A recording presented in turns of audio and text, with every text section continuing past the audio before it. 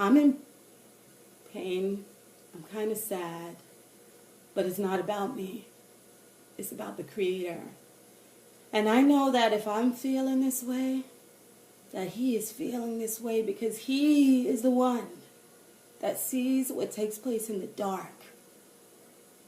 He needs no light to see it. And so if I see just a glimpse of the peace and He sees the whole, then what I'm feeling is nothing. And I say that to say, do not and stop taking things personally because it's not about you. It's not about me. It's about Him. And so what topics I discuss or other people discuss, take the topic for what it is instead of internalizing it as yourself. You see, sometimes when women speak or have something to add, it becomes a personal attack where the woman is a Jezebel or the woman is attempting to usurp the man's position by being a feminist, which is dykey in my opinion, because women, we love being soft. We love being gentle. We love the image of strong men, but we don't love butchery. And what is being lost to the nation, to the world, is the fact that we are thinking that everything is about us. We are living so much in the flesh that we remain Jacob, and we are not Israel. You see, Jacob was a fleshly man.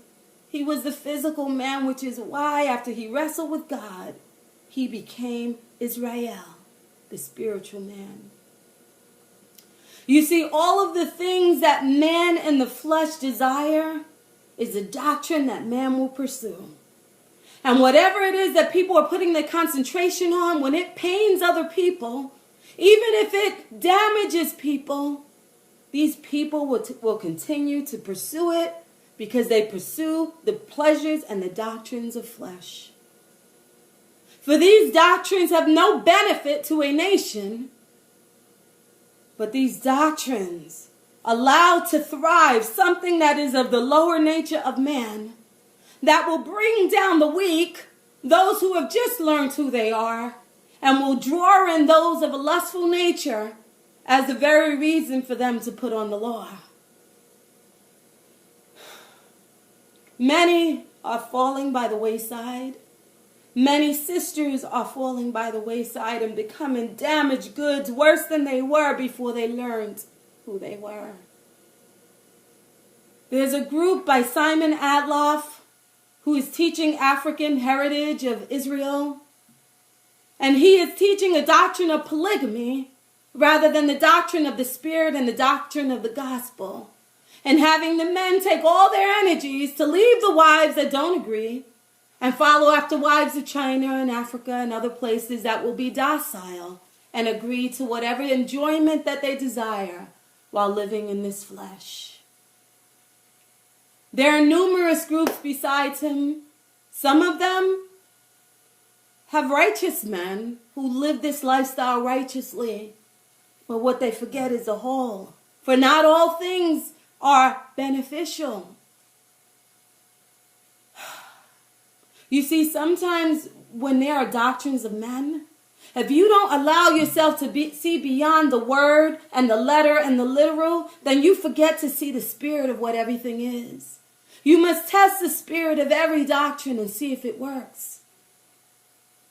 See, the spirit of polygamy, it's evident before your eyes. The letters that I get of people that have involved themselves in it or people who have been damaged in it are too numerous to mention.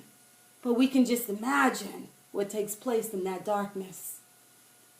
For women are wearing the underwear of other women, and that still not even realize that not only do you put on the spirit of other people, the spirits, but you also garner whatever it is that they bring along to these unions. Some have participated in things worse than they did before they came into this truth. Some are abandoned. Some have children that they are left to support. And so some call this nation building, but it is really nation demise. For what is beneficial to some is not beneficial to the whole. And sadly, what is happening is that these doctrines of fallen angels, which I am not ready to share with you on polygamy at this time, but eventually I will, I pray, if the Father is willing. But this doctrine of polygamy is not of the Creator, and it never was of the Creator. And because of that, many are being lured into this heritage because they believe they are putting on the heritage of their ancestors. But it is really the desire of lust and the desire to live metaphysically in the lower nature rather than rising to the spirit. And this is why I say that many are living by the books. Many are living by the letters of these books that they're reading, but they're forgetting the spirit. And so when you are just reading the letter of these books, but understand not the spirit, then you are not uplifting the book at all. My heart goes out to many sisters who are suffering. Many of you I know the mentality. I know how it feels to be someone who lived in the world. You're regretful of all the horrible things you did before you learned who you were. And because you're so remorseful and saddened, you have changed your life and now you seek the approval of the men you idolize. For you want someone to tap you on the back and say, "Good job, you are a virtuous woman." And in doing so, you are losing yourself. You see, there is a higher nature to ourselves, for the kingdom is within us. But as long as we live down in the kingdom, then we will continue to live in these worlds where people are being sacrificed and being re-yoked to the bondage of the idols that are men.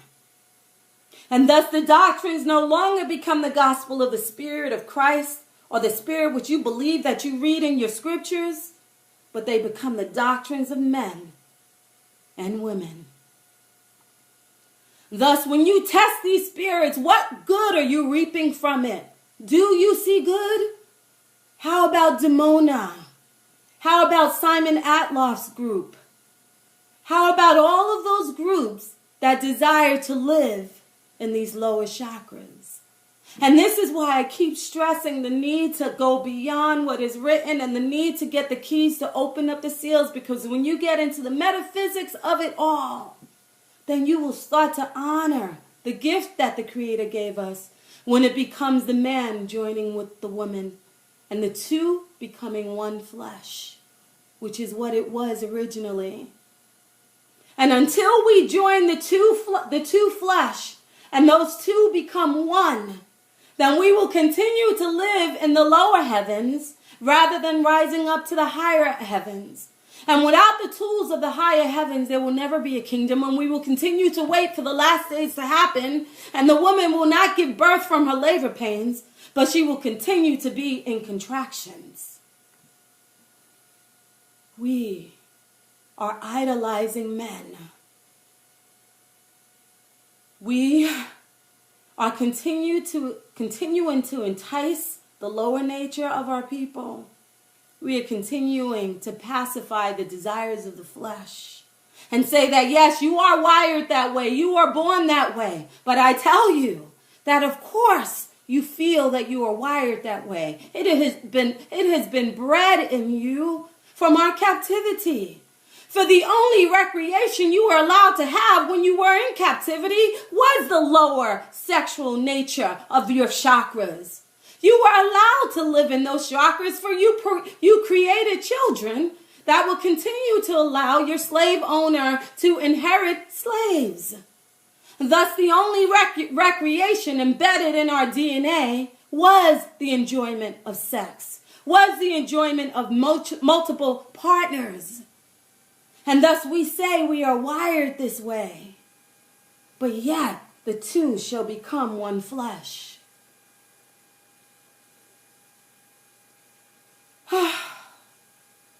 I tell you that these doctrines of men will continue to plummet the nation, and we will not be Israel until we learn that the word and the letter and the flesh is what we must shed. We must learn to rise to our higher nature. And until we do such, as the scriptures say, we will continue to give birth to monsters. There are only monsters being born through these unions. Because unless we learn the tools, those seals that are called taboos, unless we start to learn to apply those mechanics to all that we do, unless we begin to see the unseen, the reasons behind everything, then we will continue to give birth to monsters because we don't have the tools, nor the mechanics, nor the know-how to apply the unseen to the physicality. And so I will leave off with this, sisters, those of you who are being lured by these doctrines. You must realize that the only one you need approval from is the Creator. You honor your husbands that are beautiful, that treat you like the queen that you should be.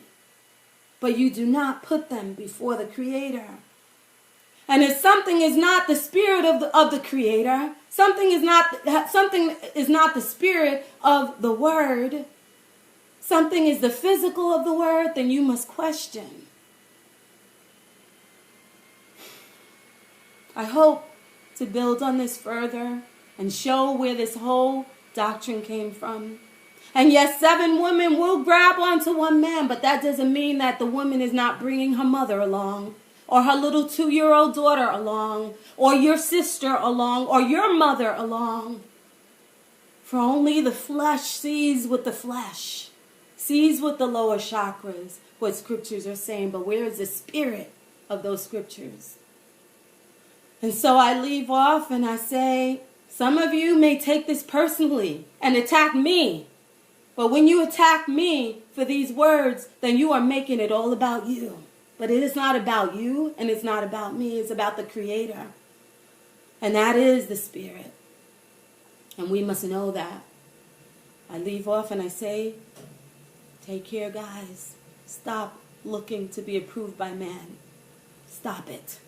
And when you stop looking to be approved by man, then it is only natural that people will approve of you, because if they are seeking after the Spirit, they will notice the Spirit in you. They will notice the Spirit in you, and they will desire to attach unto you because you give them such joy and energy that can only come from above. And thus you will attract to yourself the very ones that are also looking to get connected with the Creator. But so long as you live in your lower chakras, you will not only wear the underwear, share the underwear of other individuals, other females, but you will continue to put on their spirits on top of your spirit every time you come into one another.